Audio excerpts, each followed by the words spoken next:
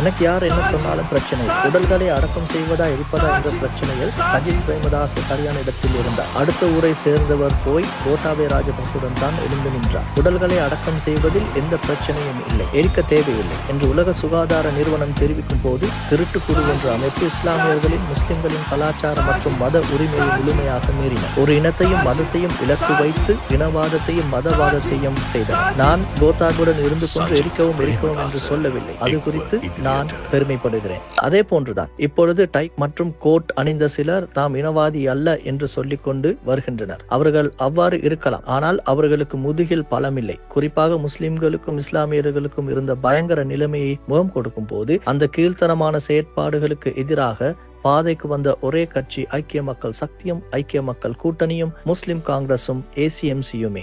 நாமும் எமது கூட்டணியும் இந்த பிழையான செயற்பாட்டிற்கு எதிராக